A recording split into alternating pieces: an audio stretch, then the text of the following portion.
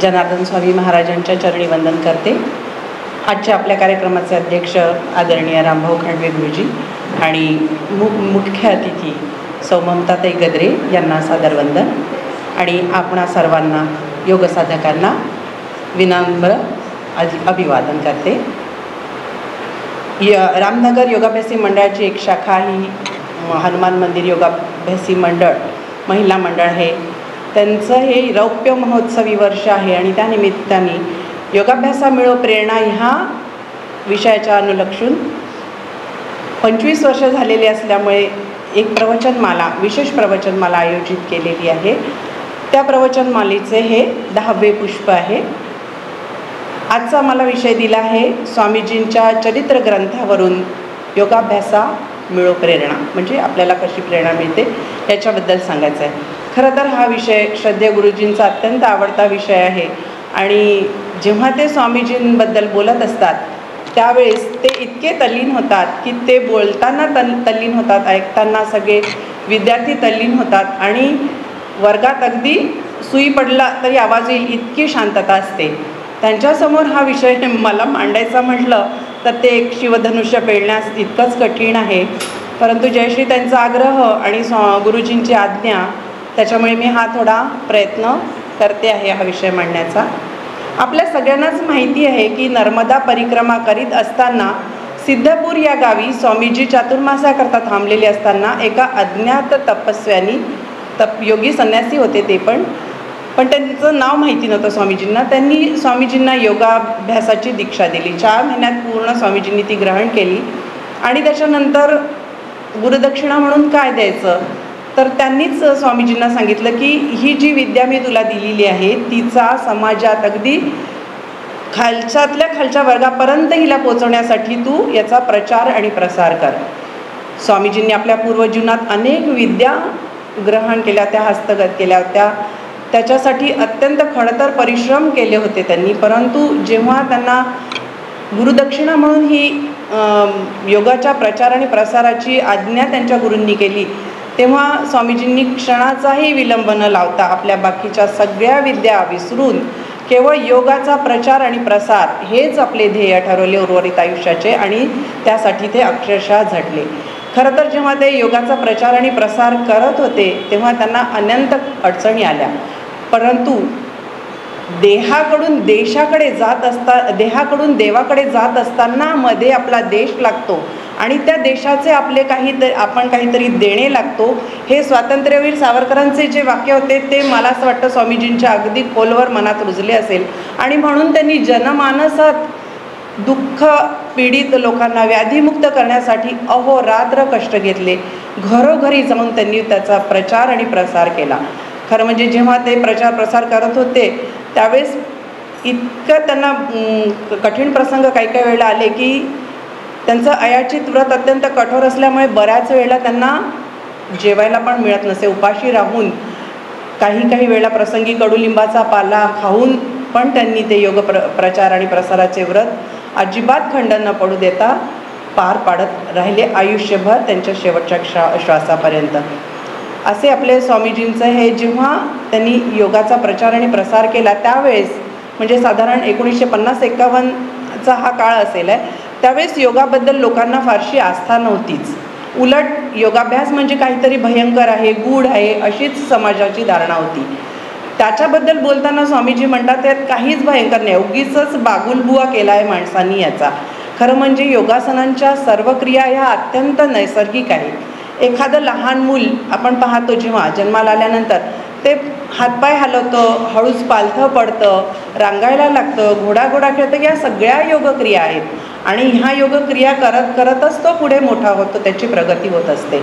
मोठा झाल्यावर तो या सगळ्यांचा त्याला विसर पडतो आणि मग विकार बळवतात ही गोष्ट वेगळी, परंतु ह्या सगळ्या नैसर्गिक क्रिया आहे आणि वळणे, वाकवणे आणि उचलणे या 3च क्रियांवर संपूर्ण योगाभ्यास आधारित असल्यामुळे त्यात विशेष कठीण असे काही नाही असे स्वामीजींचे प्रतिपादन असेल।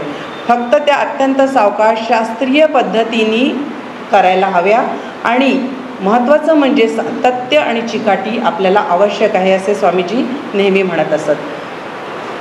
हे सातत्याने आणि चिकाटीने केल्याने आणि विशेष महत्त्वाचं म्हणजे काय तर आपल्याला ह्या योगाभ्यास करण्याने सात्विकता वाढून म्हणजे सत्वगुण वाढून आपल्या पूर्वजन्मीचं काहीतरी सुकृत आहे आणि म्हणून आपण योगाभ्यासाकडे वळलो आहे हे जर आपल्या मनात दृढ झालं तर हे जे आपल्याकरता अत्यंत सुलभ होतं असं स्वामीजींचं प्रतिपादन असेल.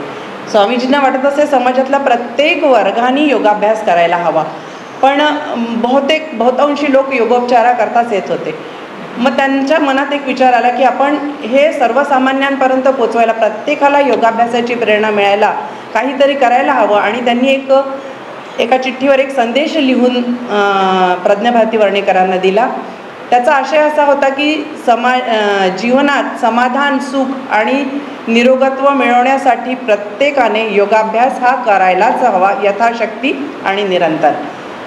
तोच त्यांनी वर्णेकरांना, प्रज्ञाभारती वर्णेकरांना संस्कृतमध्ये शब्दबद्ध करायला सांगितला, जो आपल्या सर्वांना माहिती असलेला मंत्र आहे, समाधानाय सौख्याय निरोगत्वाय जीवने योगमेवाभ्यसेत प्राज्ञः यथाशक्ती निरंतरम. हे मंडळाचं पुढे चालून घोषवाक्य झालं आणि आपण सर्व साधकांचा तो एक महामंत्रच जणू काही झाला आहे असं आपल्या लक्षात येतं. आणि हा संदेश समाजात प्रत्येकापर्यंत पोहोचवण्यासाठी आपल्यापैकी अनेक कार्यकर्ते कसे पुढे आले. आता जशी त्यांनी अनेक उदाहरणं दिली त्याच्यावरून आपल्या लक्षात येतं की प्रत्येक कार्यकर्ता छोट्यातलं छोटं का होईना काम करत हा संदेश सगळ्यांपर्यंत पोहोचत असतो. योगाभ्यास अत्यंत काहीतरी गूढ आहे, भयंकर आहे अशा कल्पनेच्या आहारी गेलेल्या एका व्यक्तीने स्वामीजींना विचारले, स्वामीजी योगाभ्यास करताना जर काहीतरी चूक झाली तर वेळ लागतं असं कळत आहे, खरं आहे का हे? स्वामीजी म्हणे, तुम्ही आपल्या देशात अनेक वेड्यांची इस्पितळे आहे, तिथे जाऊन बघा यातल्या किती लोकांना योगाभ्यासांनी वेळ लागला आहे. पहिले तर रागाने म्हणाले, मग नंतर समजावणीच्या सुरात म्हणाले की अरे ती अत्यंत शास्त्रीय एक पद्धत आहे, शास्त्रीय साधना आहे आणि ती साधना त्या पद्धतीनेच व्हायला हवी. समजा कोणाला वस्त्रधोती एका शिक्षकाने शिकवली आहे, ती सावकाश पट्टी गिळायची वगैरे सगळ्या सूचना शिक्षकांनी दिलेल्या आहे, पण त्या व्यक्तीने घाई गडबडीने जर ती कशी तरी गिळली आणि मग घशात अडकली तर तो दोष कोणाचा? वस्त्रधोतीचा की त्या व्यक्तीचा? असं उत्तर दिल्याने तो जो विचारणार आहे तो खजील झाला आणि त्याला पण लक्षात आलं की नाही, योगाभ्यास करणं हे काहीच भयंकर नाही आहे, त्यालाही पण योगाभ्यासाची प्रेरणा मिळाली. स्वामीजींना कोणीही कुठल्याही प्रकारची सबब सांगितलेली आवडत नसेल. कोणी एकाने त्यांना म्हटलं, स्वामीजी मला योगाभ्यास करायची खूप इच्छा आहे हो, पण घरात जागाच नाही आहे, निवांतपणे योगासन करायला जागाच नाही आहे. स्वामीजी म्हणाले, तुम्हाला झोपण्यापुरतं जागा आहे ना, तेवढी पुरे. तुम्ही बाकीचे देहधर्म करायला घरच्यांसमोर, घरातल्या व्यक्तींसमोर जाता तेव्हा तुम्हाला लाज वाटत नाही, मग योगाभ्यास करतानाच का लाज वाटावी? उलट तुम्ही सगळ्यांच्या समोर योगाभ्यास केला तर त्या सर्वांनाही प्रेरणा मिळून ते लोकही योगाभ्यास करायला लागतील. तुम्ही आसने प्राणायाम त्यांच्यासमोर कराल तर तुमच्या घरातल्या बाकीच्या व्यक्तींनाही प्रेरणा मिळेल. त्याच्यामुळे ती सबब त्यांनी खोडून काढली. कोणी म्हणालं की स्वामीजी मला वेळ नाही आहे, करायचं आहे पण वेळ नाही आहे. त्याच्यावर स्वामीजी म्हणे, तुम्हाला शौचास जायला वेळ आहे ना, 15 मिनटं जर घेता, योगाभ्यास करायला लागले 5 मिनटात तुमचं पोट साफ होईल, उरलेली 10 मिनटं योगासनांना द्या. इतक्या परखडपणे स्वामीजी प्रत्येकाची कुठलीही सबब अगदी खोडून काढत असत आणि योगाभ्यासाला प्रेरित करत असत. प्रत्येकाने योगाभ्यास करावा ही तळमळ तर त्यांना होतीच. सुरुवातीला ते बर्डीच्या व्होकेशनल स्कूलला योगाभ्यासाचा वर्ग चालवत असे. तिथल्या एका मोठ्या वरांड्यात ते वर्ग घेत असत. तिथल्या आजूबाजूच्या वस्तीतले मुलं तिथे खेळायला येत, त्यातले काही मोठी मुलं होती ती दांडगाई पण करत असत. एकदा स्वामीजी तिथे गेलेले असताना त्यांना पाहून ती मुलं, त्यांची ती तेजस्वी मूर्ती पाहिली आणि त्या मुलांना भीती वाटली आणि ते पळायला लागले. तर स्वामीजी त्यांच्या जवळ जाऊन त्यांना जोराजोराने हाका मारून बोलावू लागले, तर त्यांना अजूनच भीती वाटली आणि ते अजून दूर जाऊ लागले. तर स्वामीजी झपाझप त्यांच्यापर्यंत चालत गेले आणि त्यांना त्यांच्याबद्दल विचारायला लागले. तर ते म्हणाले की स्वामीजी बाबाजी हम यहाँ पे अब फिर कभी नहीं आएंगे, हमारी गलती हो गई, माफ़ करना. हम अस्पृश्य है, हमसे कोई और बात नहीं करता, खेलता नहीं है, इसलिए हम यहाँ आते. ते ऐकून स्वामीजींच्या डोळ्यात अक्षरशः पाणी आलं आणि ते म्हणाले की तुम्हाला अस्पृश्य वगैरे म्हणणारे कोणी नको, मी तुम्हाला योगाभ्यास शिकवतो, उद्यापासून तुम्ही इथे योगाभ्यास करायला या, योगासनं करायला या, मी तुम्हाला योगासन प्राणायाम शिकवेन.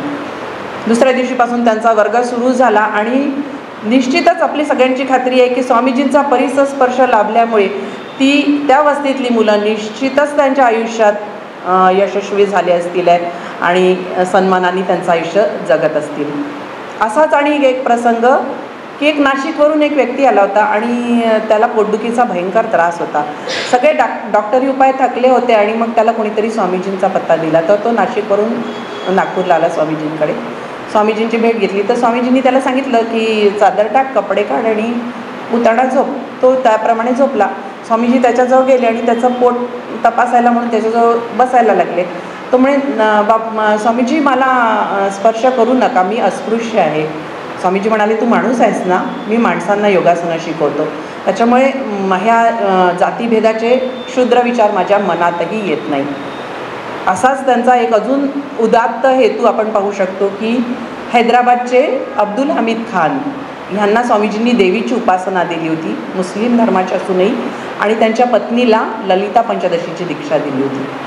एवढं त्यांनी स्वामीजींनी त्यांना सांगितलं. पण त्याच्यानंतर स्वामीजींनी त्यांना हे सांगितलं की तुझ्या धर्माच्या अनुसार 5 वेळा नमाज पडणं हे तुझे कर्तव्य आहे, स्वधर्माचे पालन करून मग ह्या बाकीच्या क्रिया करायच्या, हे त्यांनी त्यांना सांगितलं. आणि ह्या उदाहरणावरून आपल्या लक्षात येतं की स्वामीजी किती ह्या सगळ्या आपल्या ज्या कल्पना असतात जाती धर्म ह्याच्या कितीतरी वर होते, त्याच्यावरून आपल्याला हे लक्षात येतं.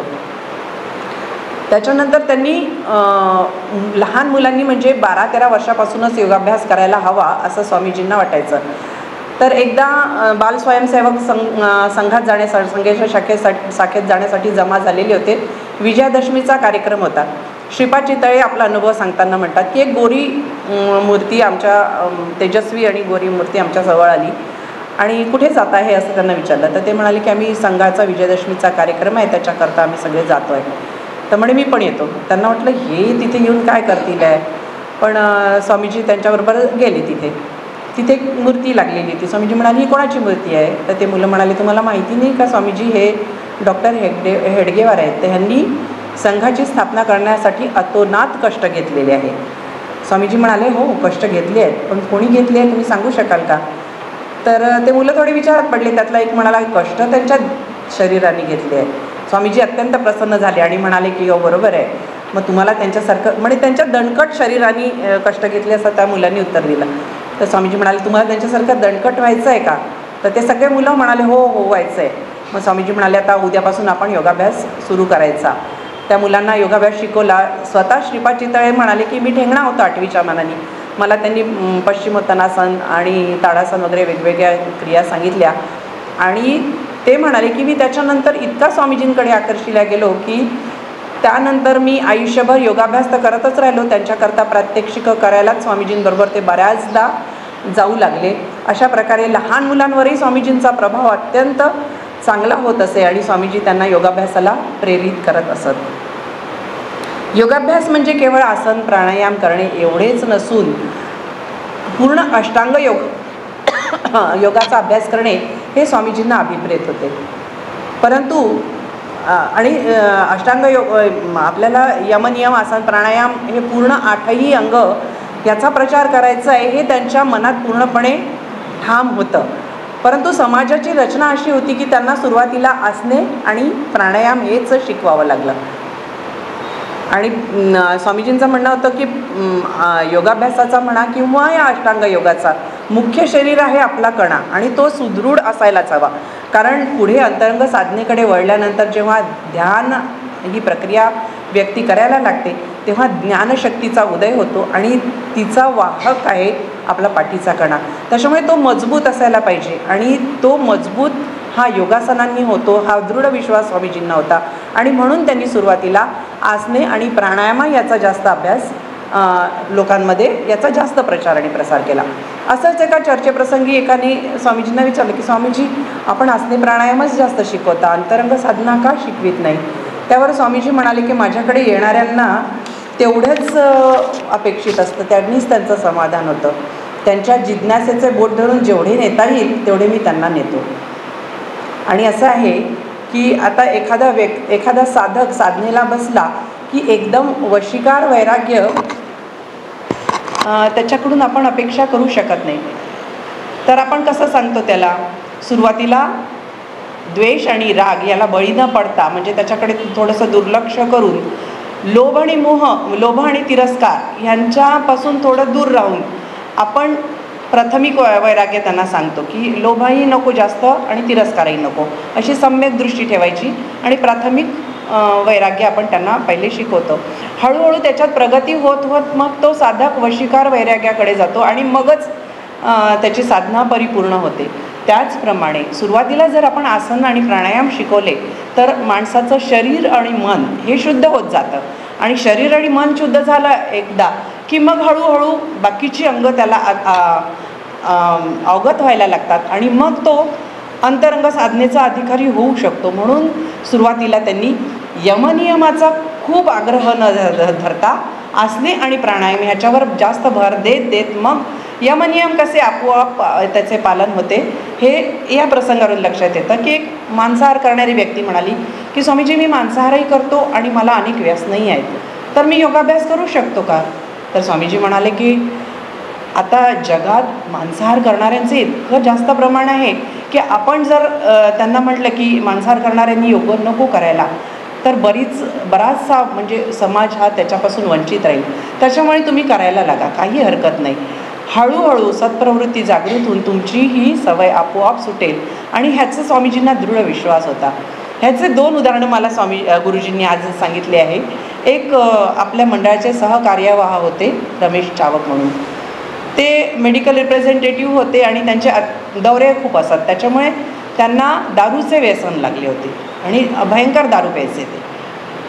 तर योगाभ्यासी मंडळात ते यायला लागले. 1-1.5 वर्षानंतर त्यांच्यात आमूलाग्र बदल झाला आणि त्यांचं ते व्यसन पूर्णपणे नाहीसं झालं. तरीही पण त्यांनी अजून 1.5 वर्षापर्यंत त्यांच्या घरी ज्या त्या दारूच्या बाटल्या होत्या त्या ठेवल्या होत्या की कधी मला होते का इच्छा आहे पाहण्यासाठी, त्यांनी त्या ठेवल्या होत्या. पण त्यानंतर 1.5 वर्ष म्हणजे जवळजवळ 3 वर्ष त्यांनी म्हणजे एका प्रकारे तितिक्षासारखं त्यांनी ते हे केलं आणि त्यांना नाही इच्छा झाली नाही आणि त्याच्यानंतर त्यांनी गुरुजींसमोरच त्या सगळ्या बाटल्या नालीत ओतल्या. म्हणजे इतकं त्यांच्यात परिवर्तन योगाभ्यासाने झालेलं आपल्या लक्षात येतं. त्याच्याने योगाभ्यासाला कशी प्रेरणा मिळू शकते हे पण आपल्या लक्षात येतं. एक पॉंडेचेरीवरून मुलगी आली होती, तिला पण मांसाहाराची सवय होती, पण योगाभ्यासाने तिची ती सवय तर गेलीच, पण ती इतकी साधनेत तिला गोडी निर्माण झाली की आज ती तिथल्या आश्रमात साधनेत रत आहे आणि बरीच प्रगती केलेली आहे. तर योगाभ्यासाने काय काय होऊ शकतं हे हळूहळू स्वामीजी सांगत आपलं बोट धरून पुढे पुढे हळूहळू नेत होते. तर अशा प्रकारे स्वामीजी आपल्याला माहिती आहे. पण यमनियमाचं जे पालन आहे ते आपल्या सर्वसामान्यांकरता त्यांनी त्या अटी थोड्या प्रमाणात शिथिल केल्या असल्या तरी प्रत्यक्ष स्वामीजींनी मात्र त्यांच्या जीवनात यमनियमाचे अत्यंत कठोरपणे पालन केलेले आपल्याला दिसते. आपले यमाचे 5 अंग आणि नियमाचे 5 अंग अहिंसा, सत्य, अस्तेय, ब्रह्मचर्य, अपरिग्रह आणि शौच, संतोष, तपस, स्वाध्याय, ईश्वरप्रणिधान हे अंग त्यांच्यात इतके प्रतिष्ठित होते की काही प्रसंगांवरून आपल्याला योगमूर्तीमधून लक्षात येतं. अनेक प्रसंग आहेत योगमूर्तीत, किती घ्यावे हे आपल्याही मर्यादा असतात. पण प्रज्ञाभारती वर्णेकरांनी सांगितलेले 1-2 प्रसंग मी सांगू शकते की स्वामीजी नर्मदा परिक्रमा करीत असताना एकदा रस्ता चुकून एका डोंगरावर गेले आणि तिथे त्यांना म्हटलं घर असावं म्हणून, पण तिथे होती एक गुहा आणि त्या गुहेच्या समोर एक वाघाचा परिवार म्हणजे वाघ, वाघीण आणि त्यांचे 2 बछडे असे उभे होते. स्वामीजींनी त्यांना नमस्कार केला मनोमन आणि आज विष्णूंनी आपल्याला या रूपात दर्शन दिलं आहे असा भाव त्यांच्या मनात निर्माण झाला आणि थोड्या वेळ त्यांची नजरानजर झाली वाघाची आणि स्वामीजींची आणि मग ते पूर्ण परिवार गुहेत आत चालला गेला आणि स्वामीजी आपल्या मार्गाला लागले. म्हणजे स्वामीजींमध्ये अहिंसा किती पराकोटीची होती हे यावरून लक्षात येतं. आकाशव्रतात स्वामीजी आपल्याला सर्वांना माहितीच आहे की 1.5 वर्ष एका झाडाखाली बसले होते पाठ न टेकता. तर एकदा असेच सुरुवातीला ते म्हणाले चिमण्या वगैरे येऊन पक्षी येऊन बसायचे, पण एकदा एक नाग सळसळत आला, त्यांच्या मांडीवर बराच वेळ खेळला आणि निघून गेला. याच्यावरून स्वामीजींमध्ये अहिंसा किती प्रतिष्ठित होती हे लक्षात येतं. स्वामीजी सत्यरूपच होते, स्वामीजी जे बोलतील ते खरे होत असे. त्याच्यामुळे स्वामीजींना सत्य वेगळं काही हे करावंच लागलं नाही, त्यांच्यात ते प्रतिष्ठितच होतं. असे सगळे 5 यमाचे आणि 5 नियमाचे अंग त्यांच्यात प्रतिष्ठित होते हे आपल्याला लक्षात येतं. पण आपल्यासारख्या साधकांकरता त्यांनी ह्या अटी काही प्रमाणात शिथिल करून आसन आणि प्राणायामानंतर आपण कसं तिकडे वळू शकतो हे दाखवून दिलं. स्वामीजींबद्दल जे आपण आतापर्यंत अनुभव ऐकले आहेत किंवा पाहिले आहेत किंवा वाचले आहेत ते योगोपचाराकरता, म्हणजे असाध्य रोग स्वामीजींनी बरे केले, डॉक्टरी उपचारांना न जुमानणारे रोग स्वामीजींनी बरे केले, असेच अनुभव आपण योगमूर्तीमध्ये जास्तीत जास्त पाहतो. तर व्याधींवर उपचार करण्यामुळे स्वामीजींनी अजून समाजात योगाचा प्रचार आणि प्रसार केलेला होता. आपण ह्यातले काही प्रसंग पाहायचा प्रयत्न करूया. उत्तम कुलकर्णी म्हणून एक महालेखाकार विभागातले मुख्य लेखाकार होते. ते यवतमाळला काही कामानिमित्त गेले असताना थंडीने गारठून त्यांना छातीत वेदना सुरू झाल्या, प्रचंड वेदना सुरू झाल्या. तिथे दवाखान्यात गेले असताना तिथल्या यवतमाळच्या डॉक्टरांनी अंजुनिया पिक्टोरिया या रोगाचे निदान केले. नागपूरला आले. नागपूरला मेडिकलमध्ये 15 दिवस विविध चाचण्या झाल्या आणि 2 महिन्याचा विश्रांतीचा सल्ला आणि भरपूर औषधं देऊन त्यांना घरी पाठवण्यात आले. परंतु त्यानेही त्यांना काहीही आराम पडत नव्हता. अर्ध्यावर वय होतं, संसार अर्ध्यावर होता, लहान लहान मुली होत्या. ते अत्यंत चिंतेत होते. कोणीतरी त्यांना स्वामीजींचा पत्ता दिला आणि ते योगाभ्यासी मंडळात आले. त्यांच्या नशिबाने स्वामीजी त्या दिवशी मंडळात होते, कारण परिव्राजक असल्यामुळे स्वामीजींची भटकंती असायची. पण त्यांचं नशीब थोर की त्या दिवशी स्वामीजी मंडळात होते आणि स्वामीजींनी त्यांना पहिल्याच भेटीत पद्मासन घालायला सांगितलं आणि समोर वाका म्हणाले. ते समोर वाकले. म्हणे जड वाटतंय छातीत? म्हणे नाही. वेदना होतात आहे? म्हणे नाही. मग तुला काहीही झालेलं नाही आहे, हृदरोग तर अजिबातच नाही आहे असं सांगितलं. आणि उद्यापासून योगाभ्यासी मंडळात ये. काही आसनं त्यांनी सांगितली आणि त्यांचा त्रास तो पूर्णपणे नाहीसा झाला. त्यांनी लिहिलं आहे की वयाच्या 66व्या वर्षीपर्यंत मी जलनेती, जलधोती, सूत्रनेती, वस्त्रधोती हे सगळे क्रिया करत होतो आणि मी त्या दिवशी जर स्वामीजींची भेट झाली नसती तर आजीवन काल्पनिक हृदयरोगाच्या मानसिक तणावाखालीच राहिलो असतो. तर हा अनुभव पण प्रेरणादायी होता आणि मग त्यांनी पण अनेकांना प्रेरणा देऊन योगाभ्यासाला प्रेरित केले. त्याच्यानंतर एक सांगलीचे ॲडव्होकेट वसंतराव पाटील म्हणून होते. त्यांना कावीळ झाली होती आणि कावीळीनंतर त्यांना अत्यंत अशक्तपणा आला होता. डॉक्टरांच्या उपचारांनीही त्यांना बरे वाटत नव्हते. तर त्यांच्या मित्रांनी सल्ला दिला की तू योगाभ्यास करून बघ. त्यांनी योगाभ्यास केला पण तरी त्यांना थकवा उलट वाढलाच.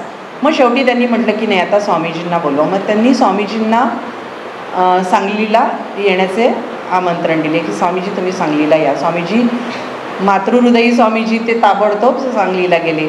8 दिवस त्यांच्याकरता ते तिथे राहिले आणि त्यांचा तो जो थकवा होता तो पूर्णपणे नाहीसा झाला. त्यांना ताजेतवाने वाटू लागले आणि त्याच्यानंतर ते म्हणतात की 12 वर्ष झाले मला पडसे होते पण त्या 8 दिवसांच्या ज्या काही क्रिया स्वामीजींनी माझ्याकडून करून घेतल्या ते पूर्णपणे बरे झाले. अशा प्रकारे लोकांना जेव्हा हे आपल्याला कळतं की याच्यानी फायदा होत आहे तर ते बाकीच्या लोकांना सांगत जातात. अशा प्रकारे योगाभ्यासाला प्रेरणा मिळत असते. असाच एक प्रमोद क्षीरसागर आपले आताचं VNIT पूर्वीचा VRC तिथले प्रोफेसर होते. त्यांच्या पत्नीचा हा अनुभव आहे. त्यांचे दोन्ही मुलं खूप आजारी होते. त्याच वर्षी त्यांचे सासू सासरे दोघे गेल्यामुळे त्यांना अगदी एकटं पडल्यासारखं वाटत होतं आणि दोन्ही मुलं खूप आजारी होते. त्यातल्या एकाला तर ऑपरेशन सांगितलेलं होतं. त्या अगदी देवाचा धावा करत होते की ऑपरेशन टळावं. स्वामीजी अक्षरशः देवासारखे त्यांच्याकडे धावून गेले. त्यांच्या मुलाला काही योगक्रिया, काही घरगुती उपचार त्यांनी सांगितले आणि तो महिन्याभरात खडखडीत बरा झाला. हा त्यांनी अनुभव सांगितला आणि गुरुजींनी सांगितलं की त्या मुलांच्या वडिलांना इतका आनंद झाला होता की स्वामीजी आपल्या सर्वांना माहिती आहे संघाच्या तृतीय शिक्षा वर्गात योगासनं शिकवायला जात असत. तर तिथे 1200 लोकांकरता त्यांनी लाडूचा प्रसाद वाटला. इतका त्यांना आपला मुलगा जीवावरच्या दुखण्यातून उठल्याचा आनंद झाला होता. तर हा अनुभव पण आपल्याला खूप काही शिकवून जातो. जेव्हा स्वामीजींनी योगासनं शिकवायला सुरुवात केली त्या काही योगासनं तर गूढ वाटतच होते पण स्त्रियांना तर अजिबातच योगासनं शिकवू नयेत असं तेव्हा धारणा होती. स्वामीजी तसे मुळात जुन्या चालीरीतींचे गुणग्राहक होते. त्यांना जुन्या चालीरीती आवडत असत. पण ह्या बाबतीत मात्र स्वामीजी सुधारकासारखे त्यांनी सर्व महिलांकरता सर्वप्रथम योगाभ्यास शिकवण्यास सुरुवात केली. खरं तर स्वामीजींचा हा महिलांवर एक अत्यंत मोठा उपकार आहे, कारण त्यांनी पुढाकार घेऊन महिलांना सुरुवात केली. ज्याप्रमाणे एक स्त्री सुशिक्षित होते, त्याप्रमाणे जर एक स्त्री सुशिक्षित झाली तर संपूर्ण कुटुंब सुशिक्षित होतं असं जी म्हण आहे, त्याप्रमाणे जर एक महिला योगाभ्यास करायला लागली तर संपूर्ण कुटुंबाला योगाभ्यासाची प्रेरणा मिळते. हे स्वामीजींनी महिलांच्या मनावर बिंबवलं आणि त्यामुळे महिलांकरता त्यांनी योगाभ्यास शिकवायला सुरुवात केली. खरं तर महिलांकरता हे फार मोठी पर्वणी होती, कारण आपल्याला सर्वांनाच माहिती आहे की आपण महिला ह्या साधारणपणे दुखणं अंगावर काढतो, दुर्लक्ष करतो किंवा मग लपवून ठेवतो. जेव्हा ते खूप हाताबाहेर जातं तेव्हाच घरच्यांना कळतं की यांना काहीतरी त्रास आहे. तर हे जे योगाभ्यास शिकवल्यामुळे काय व्हायचं की महिलांच्या या छोट्या मोठ्या कुरबुरी आहेत या ताबडतोब कमी होऊन जायच्या आणि प्रतिकारशक्ती वाढत असल्यामुळे, शरीरात काटकपणा येत असल्यामुळे त्या महिला मूळतः निरोगी राहायच्या आणि त्याच्यामुळे घरच्यांना एक कधीही ह्याचं जाणवलं नाही की आपल्या घरी कोणी आजारी आहे. त्याच्यामुळे महिलांकरता ते फारच उत्तम आहे. असे स्वामीजींच्या प्रेरणेने महिलांचे अनेक वर्ग सुरू झाले. बरेच वर्ग त्यांनी त्या काळी विविध कार्यकर्त्यांना वाटून दिले. आपण प्राचार्य खोलापूरकर यांच्या पत्नींचा एक अनुभव ऐकूया. त्यांनी त्या जीवावरच्या दुखण्यातून उठल्या होत्या. त्यांना टायफॉईड आणि डबल न्यूमोनिया झाला होता. त्याच्यातून उठल्यानंतर त्यांचे सर्व सांधे आखडून गेलेले होते. त्यांच्या हातापायाची हालचाल पूर्णपणे बंद होऊन गेली होती आणि त्याच्यामुळे त्यांना काहीच करता येत नसे. तेव्हा स्वामीजी त्यांच्या मदतीला धावून गेले. जवळजवळ 3 महिने स्वामीजी रोज त्यांच्याकडे जाऊन त्यांच्याकडून विविध क्रिया सावकाश, अत्यंत सावकाश करून घेत असत आणि 3 महिन्यात त्या पूर्णपणे या दुखण्यातून बऱ्या झाल्या. त्याच्यामुळे काय झालं की त्यांच्या घरातल्या सगळ्यांना योगाभ्यासाबद्दल अत्यंत आवड निर्माण झाली आणि त्यांचं योगवर्गाचं, त्यांच्या घरालाच योगवर्गाचं रूप आलं जणू काही. आजूबाजूच्या वेटाळ्यातल्या बायका, लहान मुले त्यांच्याकडे योगाभ्यास करायला येत असत आणि स्वामीजी इतका छोटाही वर्ग होता तरी त्यांना मार्गदर्शन करीत असत. 1966 साली त्या म्हणतात की पहिल्या महिला योगाभ्यासी मंडळाची त्यांनी स्थापना केली. त्यानंतर अनेक वर्ग आपण पाहतोय. आपल्या धंतोली शाखेचा वर्ग, आपल्या जयश्री त्यांचा वर्ग हे अत्यंत उत्तम उदाहरण आहे. गेली 25 वर्ष, छोटी मोठी नाही, 25 वर्ष त्या महिलांकरता योगासनांचा हा वर्ग चालवतात आहे त्यांच्या सहकाऱ्यांच्या मदतीने. आणि ही काही छोटी गोष्ट नाही आहे, पण त्यांच्यात गुरुजींनी जसं त्यांचं त्या म्हणतात तसं की गुण पाहून घेतले, तसे स्वामीजींनी त्यांच्यात ते गुण पाहून घेतले आणि त्यांना ही जबाबदारी दिली, कारण त्या करू शकतात हे स्वामीजींना माहिती होतं आणि म्हणूनच त्या इतक्या तन्मयतेने 25 वर्ष झाले हा वर्ग चालवत आहेत. ह्याचं हे एक उत्तम उदाहरण आहे. अनेक महिला वर्ग त्या काळी, आताही धंतोलीचाही वर्गाला मला वाटतं 25 वर्ष पूर्ण झाली आहे की 50 वर्ष झाली आहे पूर्ण. तर ते अनेक वर्षांपासून हे महिलांचे वर्ग सुरू आहेत आणि आज आपण पाहतो की नागपुरात जास्तीत जास्त वर्ग हे महिलांचेच आहेत. त्याच्यामुळे महिलांनी पहिले रोगोपचाराच्या निमित्ताने स्वामीजींच्या संपर्कात आल्या, त्यांच्याकडे त्यांच्या त्या तेजस्वी व्यक्तिमत्वानी त्या भारावल्या गेल्या आणि पुढे तर त्या स्वामीजींच्या योग प्रचाराच्या प्रमुख आधारस्तंभ बनल्या. कारण आपण पाहतो की जागीरदार म्हणून आहे, त्यांचाही अनुभव असाच आहे की त्यांनी मुलांना शिकवायला म्हणून स्वामीजींकडे नेलं. गणेशोत्सवात त्यांनी स्वामीजींचा आसनांचा वर्ग ठेवला की मुलांना आसनं शिकायला यावी. मुलं उत्तम प्रकारे आसनं करू लागले. मग पुढे स्वामीजींची त्यांच्याशी भेट झाली असताना स्वामीजी म्हणे तुम्ही का करत नाहीत? तर त्यांनी नेहमीप्रमाणे आपल्यासारख्याच सबबी दिल्या की वेळ नाही, जागा नाही. नेहमीप्रमाणे स्वामीजींनी ते सगळे खोडून काढले आणि तुम्ही योगाभ्यास करायला लागा.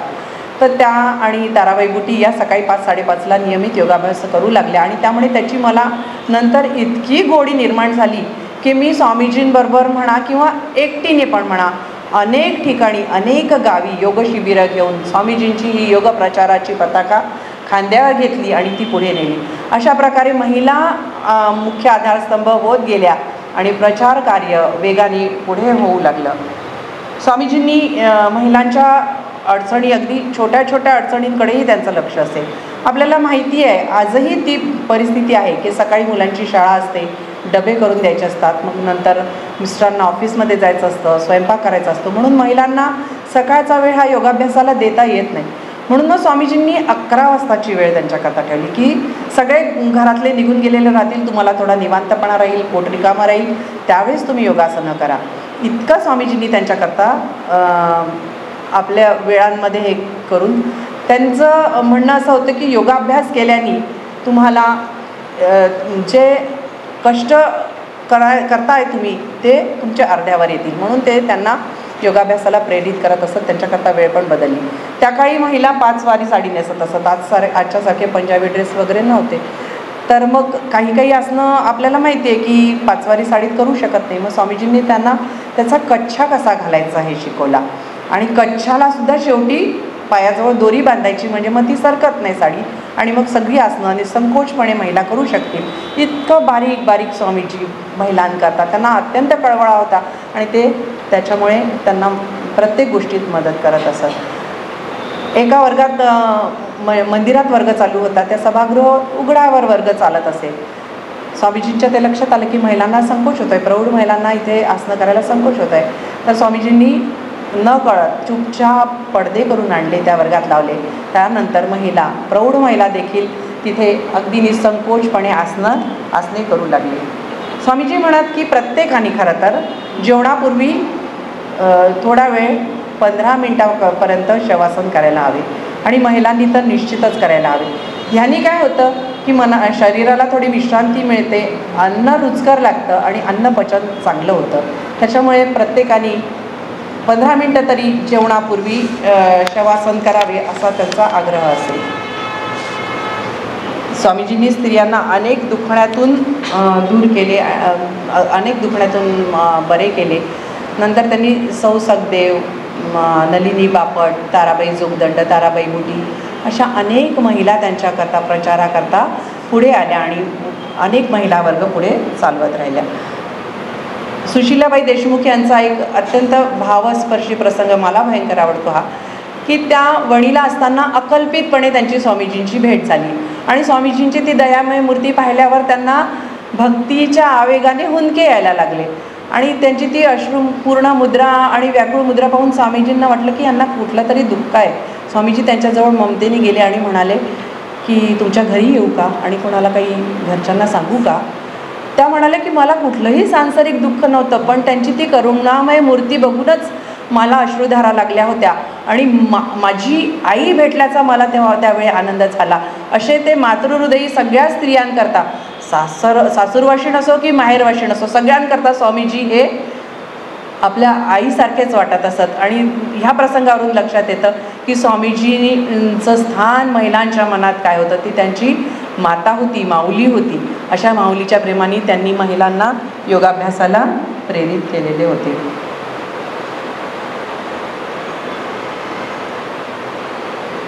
स्वामीजी आपण पाहतोय की योगासनांना तर प्रेरित करतच असत. त्यांनी जेव्हा प्रसंगाने उजव्या नाकपुडीचे, डाव्या नाकपुडीचे महत्त्व, प्राणायामाच्या पूर्वी त्यांनी हळूहळू कसं प्राणायामाच्याकडे न्यायचं, तर उजव्या नाकपुडीनी डाव्या नाकपुडीनी श्वास घेतला तर काय होतं ह्याचे महत्त्व ते हळूहळू सांगत असत. अत्यंत थंडीच्या वेळेस स्वामीजींनी जेव्हा आपल्याला उजवी नाकपुडी चालू केली तर थंडी बाधत नाही हे सांगितले, तेव्हा तिथे असलेल्यांना त्याचा प्रत्यक्ष अनुभव पण त्यांनी दिला. उन्हाळ्याच्या दिवसात स्वामीजी म्हणत तुम्ही चंद्रनाडी म्हणजे डावी नाकपुडी चालू करा, तुम्हाला उष्णतेचा कधीही त्रास होणार नाही. असं करत करत त्यांनी मग अष्टांग योगाचा 4थ्या अंगाकडे सगळ्यांना प्रेरित केलं, प्राणायाम करत असताना स्वामीजींचं म्हणणं आहे पूरक, रेचक, अंतर्कुंभक, बहिर्कुंभक याचं अत्यंत योजनापूर्वक आणि अधिष्ठानपूर्वक जर आपण प्राणायाम केला तर ते प्रयत्न सफल होतात. आणि त्यांनी सांगितले की सुरुवातीला आपण 12 श्वासापासून प्राणायाम सुरू करून हळूहळू वाढवत, अत्यंत हळूहळू वाढवत तो 400 श्वासापर्यंत न्यायचा आणि सुरुवातीला सकाळ आणि संध्याकाळ करायचा.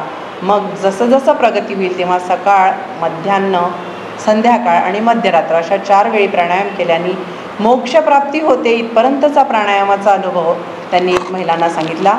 अशा प्रकारे अष्टांगयोगाचं 4थं अंगही त्यांनी त्या महिलांच्या मनात बिंबवलं आणि त्याचा महत्त्वाचा लाभ ते म्हणाले ठीक आहे की इथपर्यंतचं हे ज्या श्रेयसाचा मार्ग आहे तिथपर्यंत आपण नाही पोचणार, पण शारीरिक आणि मानसिक स्वस्थता तर तुम्हाला निश्चितच मिळेल. असं करत करत त्यांनी प्राणायामालाही प्रेरित केलं. प्रत्याहाराबद्दल स्वामीजींनी सांगितलं की जर तुमचं एक उत्तम पोटभर लाडू खाऊन जेवण झालेलं आहे, त्याच्यानंतर जर तुम्हाला कोणी आग्रहाने लाडू खा म्हटलं तर तुम्ही काय म्हणाल? नको. हाच प्रत्याहार. इतक्या सोप्या शब्दात त्यांनी प्रत्याहाराबद्दल सांगितलं की आपले इंद्रिय जे आहे, शब्दस्पर्श ह्या त्यांच्या विषयांपासून पूर्णपणे निवृत्त होणं कठीण आहे. स्वामीजींनाही माहिती आपल्यासारख्या सामान्य, पण अंतःकरणात तृप्ती असेल तर तो उच्च कोटीचा प्रत्याहार आहे असं समजण्यात हरकत नाही, असे स्वामीजींचे प्रतिपादन असेल. प्रत्याहारानंतर येतो धारणा. ह्या अंगाबद्दल त्यांनी म्हटलं आहे की ही सर्व म्हणजे जे पिंडी ते ब्रह्मांडी, ही सर्व जी शरीरे आहेत, आपल्या इथे उपस्थित सर्व शरीरे ही भगवंताची मंदिरे आहेत, असा जर आपण भाव ठेवला तर ती उत्तम प्रतीची धारणा होते आणि जे जे भेटे भूत ते बानी जे भगवंत हे आपल्याला साध्य होते.